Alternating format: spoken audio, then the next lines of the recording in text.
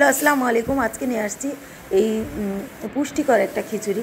তো এখানে আমি চালটা ভিজিয়ে রেখেছি, ভিজিয়ে এটা ধুয়ে নিব। তারপরে এখানে দিব মুগের ডাল। তারপরে এখানে নেব পেঁয়াজ, রসুন, তারপরে কাঁচামরিচ।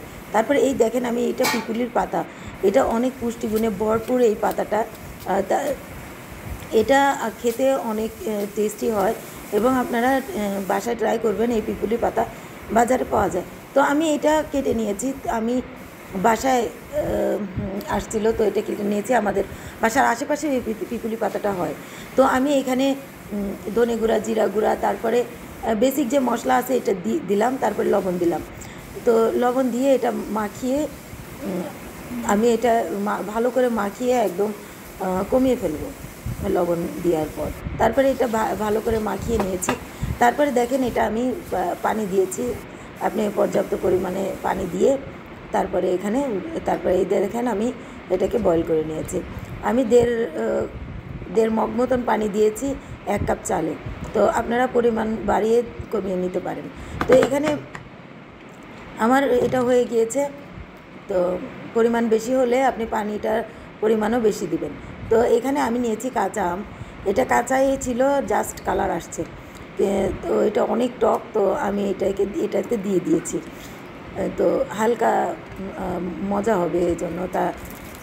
তারপরে এখানে আমি নিয়েছি দারচিনি, তারপর গোটা গরম মশলা যা আছে সব দিয়েছি। তারপরে এখানে দিয়েছি কাঁচামরিচ, তারপরে এখানে আমি তেজপাতা দিয়েছি 3টা, 2টা কাঁচামরিচ দিয়েছি, একটা শুকনো মরিচও দিয়েছি। তারপরে এখানে জিরাও দিয়ে দিয়েছি। তো এখানে দেখেন এই ফোড়নটা আমি এইখানে দিয়ে দিব।